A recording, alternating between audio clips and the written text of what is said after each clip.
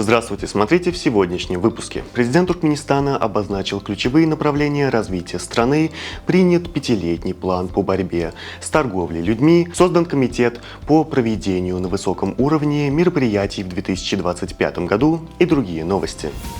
Президент Туркменистана Сердар Бердымухамедов по цифровой системе провел очередное заседание Кабинета министров, на котором были одобрены рабочие планы основных отраслей экономики на 2025 год. В Туркменистане принят новый национальный план действий по противодействию торговле людьми на 2025-2029 годы. Особое внимание в плане уделяется расширению международного сотрудничества в данной сфере. Президент Туркменистана постановил образовать организационный государственный комитет по проведению на высоком уровне мероприятий по случаю объявления 2025 года Международным годом мира и доверия и 30-летия нейтралитета Туркменистана, а также утвердить его состав.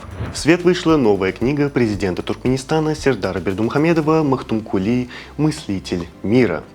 Издание представлено отдельными книгами на 3 языках – туркменском, русском и английском. В произведении освещены литературное наследие выдающегося поэта, его огромный вклад в мировую культуру, прошедшие мероприятия по случаю юбилея, а также достигнутые Туркменистаном высокие рубежи и успехи. Губернатор Санкт-Петербурга Александр Беглов направил на имя президента Туркменистана Сердара Бердымухамедова послание с новогодними поздравлениями.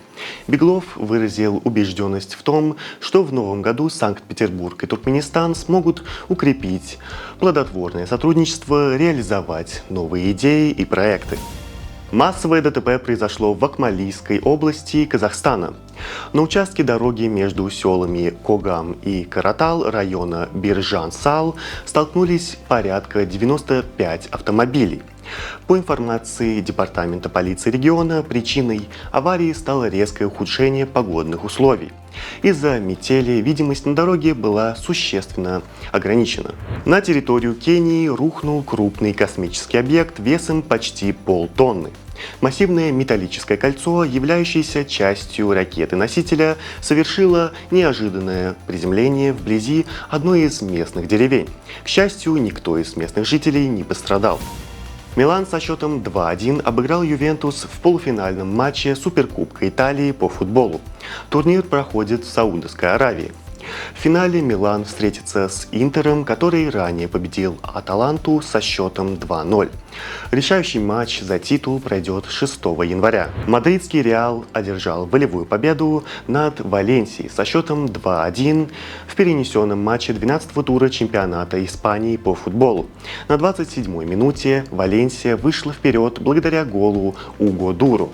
Однако Реал смог переломить ход игры, отличились Лука Модрич и Джуд Беллингем.